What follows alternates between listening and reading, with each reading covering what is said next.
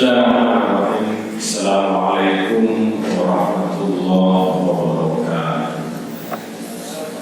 Alhamdulillahilladzi arsala rasulahu bil huda wa dinil haq liyudhhirahu 'ala dini kullihi wa kafa billahi shahida. Asyhadu an la ilaha illallah wahdahu la syarika lah wa asyhadu anna Muhammadan abduhu wa rasuluhu sallallahu alaihi wasallam la nabiyya ba'd. Qala Allah ta'ala fil Qur'anil Karim, a'udzu billahi minasy syaithanir rajim. Bismillahirrahmanirrahim. Ya ayyuhalladzina amanu kutiba 'alaikumus shiyam kama kutiba 'alal ladzina min qablikum la'allakum tattaqun. Qala Rasulullah sallallahu alaihi wasallam, man shoma Ramadan imanan wa ihtisaban ghufira lahu ma taqaddama min dhanbihi. Sadaqallahu alaihi wa sadaqa Rasulul Karim. Jamaah salat Isya dan tarawih yang dimuliakan Allah Subhanahu wa taala. Segala puji bagi Allah Subhanahu wa taala yang telah memberikan kita kesehatan, kenikmatan, kesempatan dan kekuatan sehingga kita masih menjadi tamunya Allah Subhanahu wa taala sampai dengan di Ramadan malam ini. Salam dan salam kepada baginda Rasulullah Muhammad sallallahu alaihi wasallam. Semoga kita termasuk orang-orang yang benar-benar menyampaikan salam cinta kepada Rasulullah dan kita akhir hayat kita tetap berada di dalam jalan yang benar ini. Jamaah rahimahumullah, alhamdulillah kita terus berpuasa. Kalau kita hitung-hitung, ternyata kita sudah sepertiga perjalanan. Rasanya baru saja kita puasa. Ini artinya apa? Kita menikmati Ramadan. Alhamdulillah. Nanti sebentar lagi ternyata sudah pertengahan puasa, sudah nuzul Quran. Beberapa malam kemudian ternyata tinggal 10 hari jamaah sekalian.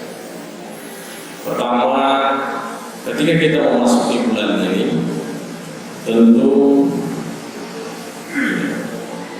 kita harus menyadari dan bersyukur kepada Allah Subhanahu wa taala. Betapa banyak orang yang tidak sempat masuk ke dalam bulan ini, di mana bulan ini Allah sudah janjikan, Rasul sudah beri kabar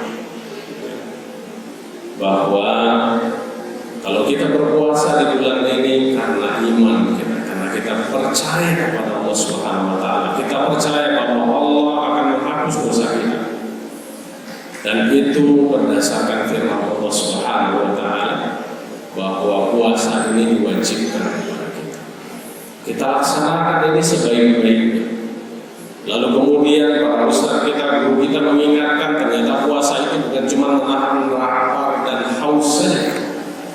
Karena betapa banyak dikatakan oleh Rasulullah, betapa banyak umatku yang berpuasa, tetapi mereka tidak mendapatkan apa-apa kecuali rasa lapar dan haus. Karena sesungguhnya jamaah sekalian Allah Subhanahu wa taala, puasa Ramadan ternyata bukan hanya sekadar menahan lapar dan haus, tetapi juga menahan dari hal-hal yang dilarang oleh Allah Subhanahu wa taala. Itulah sebabnya jamaah sekalian Allah Subhanahu wa taala, di antara sekian banyak nama selain bulan Ramadan, bulan Ramadan itu disebut juga sebagai bulan pendidikan atau syahrul tarbiyah.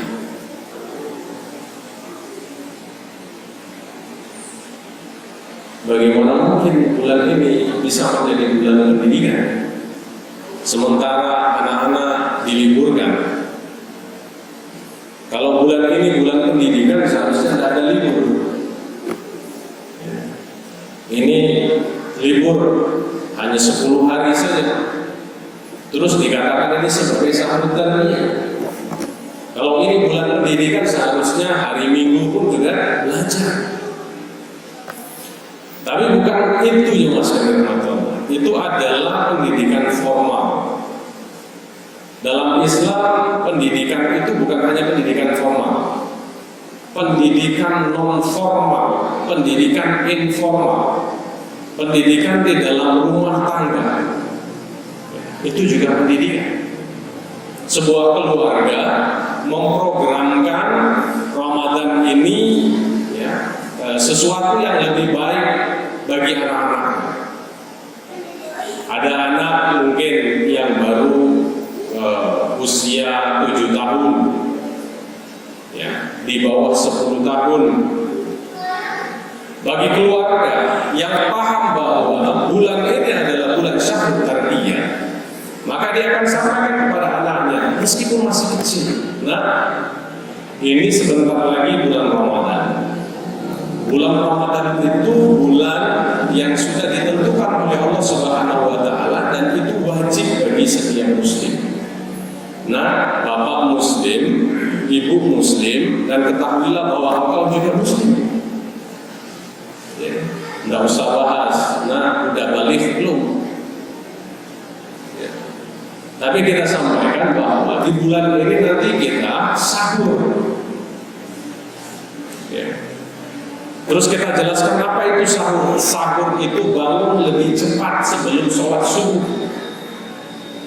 Lalu kemudian kita makan, sarapannya lebih cepat dari biasanya. Nah, itu sahur. Lalu kemudian setelah itu kita tidak lagi makan dan tidak lagi minum. Nah, kalau Ananda nanti sanggup sampai sore menjelang maghrib, ibu, ya, ayah, bunda akan belikan makanan terenak. Mau apa? Oh, mau risol, bawa beli. Oh, mau kebab, siap, kita beli. Mau satu atau dua?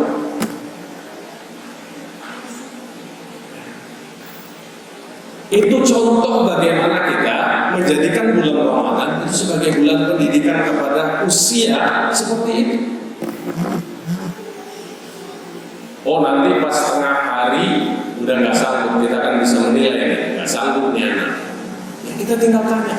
Nah, kira-kira masih sanggup? Oh, sanggup. Nah, kalau sanggup ingat ya, nanti ini sekarang bapak mau cari, bunda mau cari makanan kesukaannya apa tadi? Kebabnya boleh. Itu pasti dia akan lebih kuat. Akan lebih kuat. Tapi betapa banyak juga orang tua yang kemudian anaknya pengen puasa, tapi juga dilarang, takut sakit nanti. Kalau anak sakit, yang susah juga saya. Ya. Ada orang tua seperti itu. Ini nggak usah puasa, nggak sanggup. Padahal kan rumusnya, kalau dia bisa sahur, dia bisa menikmati sahur, insya Allah dia akan kuat. Anak kecil. Kalau anak yang sudah remaja, tentu beda lagi pendekatannya. Kita sampaikan, nah, ini puasa diwajibkan. Ya, bukan cuma kepada kita, orang-orang sebelumnya juga sudah diwajibkan. Dan Ananda ini sudah balik. Kalau yang perempuan, nah, kamu sudah haid kan? Ya. Kalau yang laki, nah, kamu sudah pernah mimpi basah.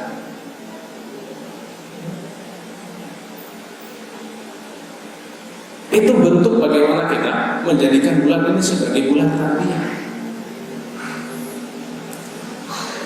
Dan berikan dorongan motivasi kepada mereka. Apa yang mereka suka?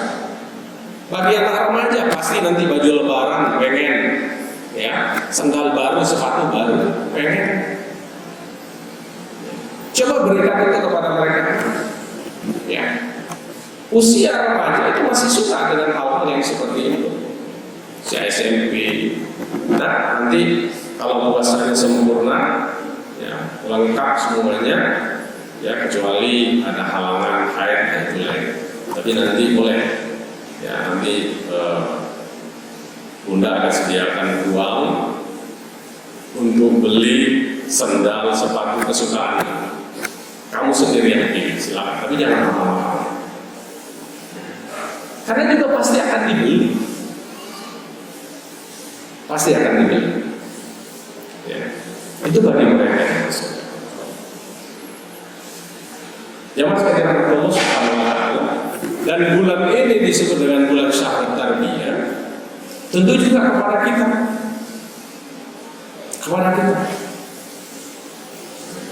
Kita harus lebih sering datang ke masjid, harus lebih banyak membaca Al-Quran, membaca artinya, membaca hadis, membaca kisah, membaca sirah berkaitan dengan bulan Ramadan.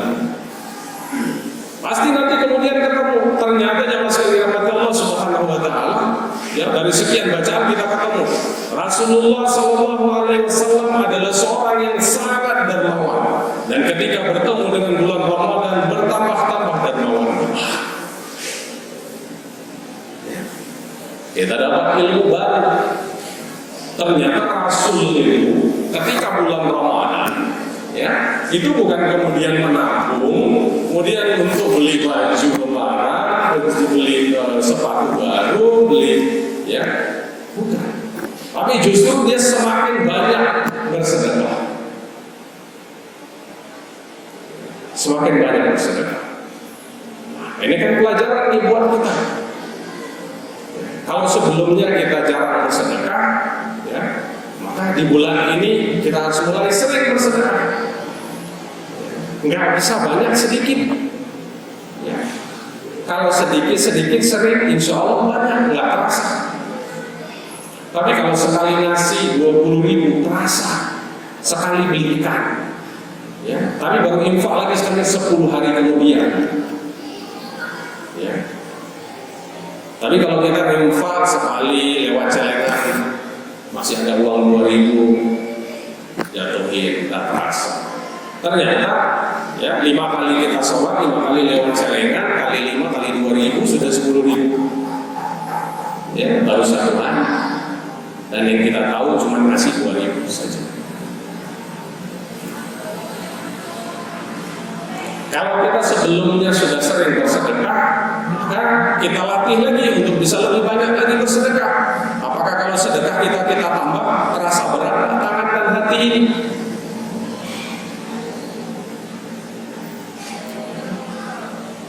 Ini berhati-hati. Rasulullah saja selalu berdoa, Allahumma inni a'udzubika minal jubni wal bukhl. Setiap pagi dan sore Rasulullah berdoa. Padahal dia sudah dermawan, tapi dia masih meminta kepada Allah Subhanahu wa Ta'ala. Ya. Dia masih meminta perlindungan agar dia tidak termasuk pada orang yang bakhil dan kikir. Padahal dia sudah dermawan.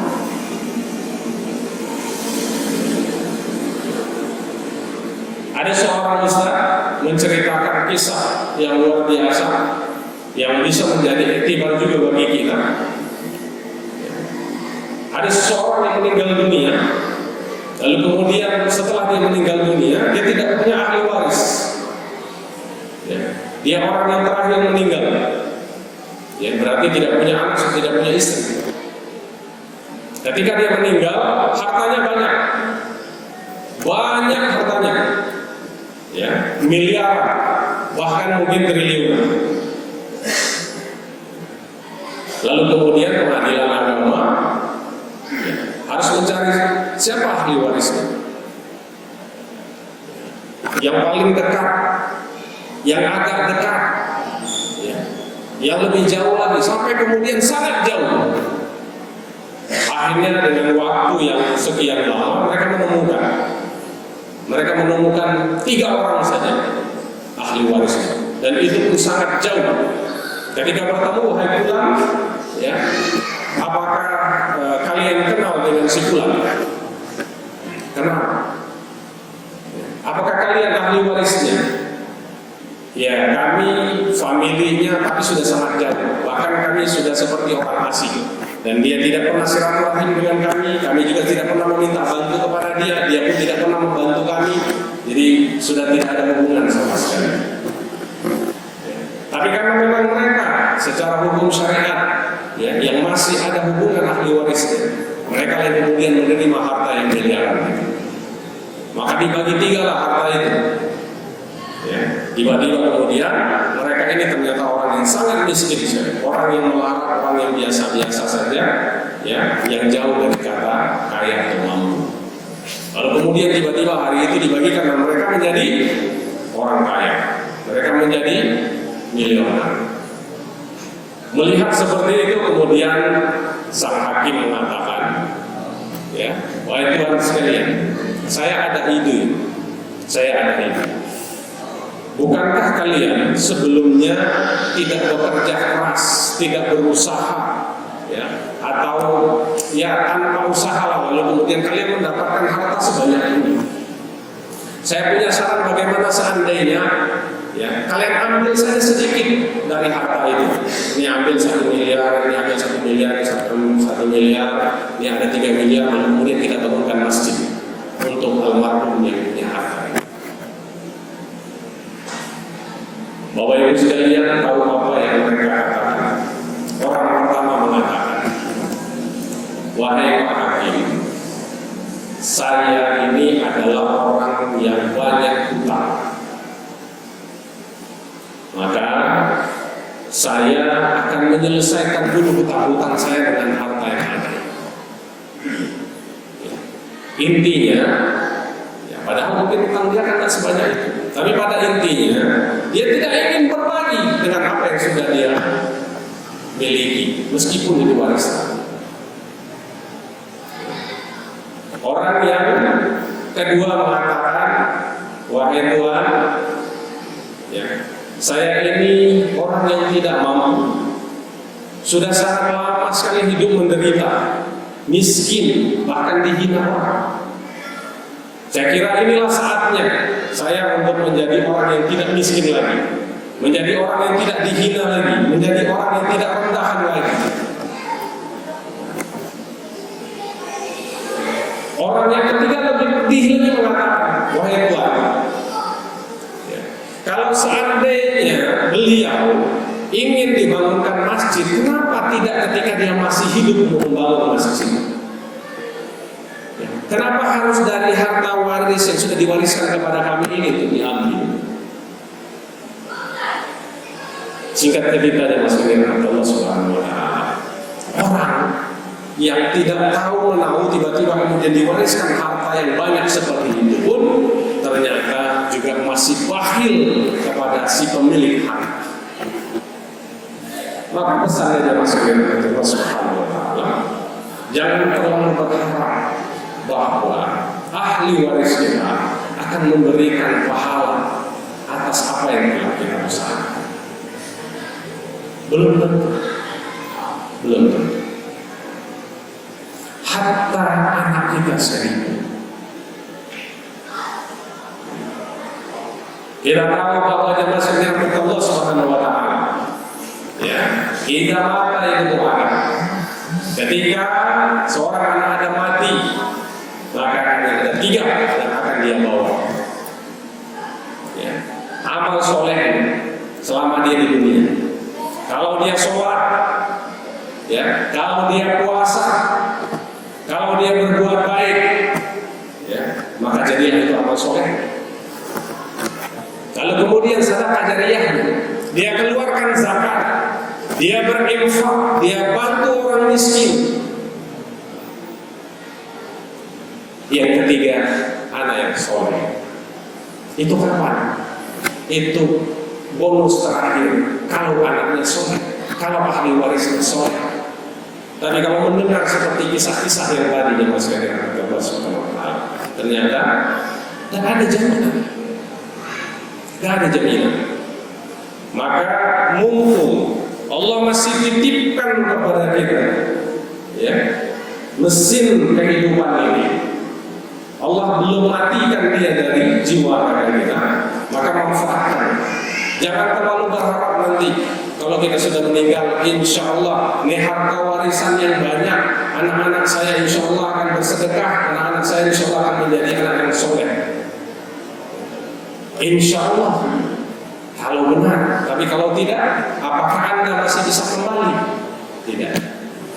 Sungguh, sesaat pun, tidak sedetik, sesaat pun, ya, kita tidak punya kesempatan untuk datang ke dunia kembali, ya, mengulang ibadah kita. Enggak.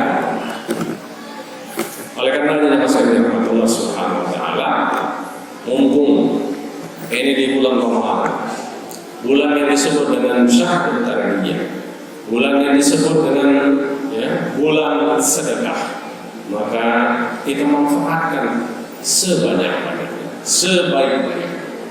Jamaah sekalian, Allah Subhanahu Wa Taala, betapa di sekitar kita, ya, kematian rasanya menjadi biasa saja. Tadi barusan diumumkan, sebentar lagi kita akan takziah. Ternyata ada saudara kita di Potongan beberapa hari lalu. Tapi setiap hari kita mendengarkan, ya, di rumah sakit meninggal, di desa lain meninggal. Apalagi kita seperti ini, ya, subuh-subuh kalau sudah assalamualaikum, wah, ini telinga kita, siapa lagi yang meninggal? Betul ya? Dan anehnya jamaah sekalian Allah Subhanahu Wa Taala, kita hanya khawatir ketika meninggal, sedih dan lain sebagainya. Sudah selesai malam pertama, malam kedua, ya, beberapa malam berikutnya, 5 malam, 7, seterusnya. Setelah itu sudah biasa lagi. Menurut kita sudah selesai. Padahal jamaah sekalian Allah Subhanahu Wa Taala, si mayit belum selesai. Si mayit belum selesai. Dia masuk ke liang kubur, lalu kemudian dia berhadapan dengan pertanyaan di alam kubur. Ya. Sampai kapan? Ya. Kalau dia soleh, dia akan mendapatkan nikmat kubur. Kalau dia toleh, ya. Kalau dia salah, kalau dia berdosa, dia mendapatkan siksa kubur. Sampai kapan? Sampai kita, anak cucu kita, dan semua yang bernyawa di muka bumi ini lenyap. Sampai hari kiamat mereka merasakan. Enggak kemudian ketika masuk kubur langsung dihitung amalnya, masuk surga atau masuk neraka. Bahkan Nabi Adam sekalipun, sekarang masih berada di kubur, ya, belum masuk surga.